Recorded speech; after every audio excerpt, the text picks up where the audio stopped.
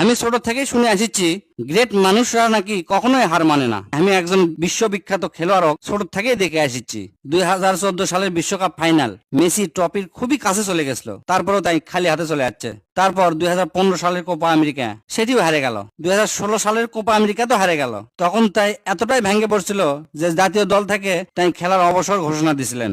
তখন অনেকেই কছিল হয়তো মেসির আন্তর্জাতিক ক্যারিয়ার এটি শেষ। তারপর 2018 সালের বিশ্বকাপ ফ্রান্সের কাছে হারে আর্জেন্টিনার বিদায় হলো। একজন আর্জেন্টিনার ফ্যান হয়ে খুব কষ্টে ভাবিস না আর হয়তো হবি না। মেসির গল্পটা চিরদিনের মনে অসম্পন্নই থেকে যাবি, কারণ পৃথিবীর সব গল্প তো আর সুখের সমাপ্তি পায় না। অথচ মেসি অন্য কিছু ভাবিছিল। তিনি এতবার ব্যর্থ হয়েও অভিযোগ করেননি, ভাগ্যকে দোষ দেয়নি, সোশ্যাল মিডিয়াত বসে বসে নিজের ব্যর্থতার ব্যাখ্যাও দেয়নি। তিনি আবার মাঠে ফিরলেন, আবার অনুশীলন করলো, আবার চেষ্টা করলো, আরেকবার ব্যর্থ হওয়ার ঝুঁকি নিল। তারপর 2021 সালে কোপা আমেরিকা জিতলো, 2022 সালে কোপা আমেরিকা জিতলো। তারপর যে ট্রফির জন্য পুরা পৃথিবী তাক বছরের পর বছর প্রশ্ন করছে, শেষ পর্যন্ত সেটাও তাই তুলে নিল নিজের হাতত। মেসির গল্পটা আসলে ফুটবলের গল্প নয়, এটা লাগে থাকার গল্প।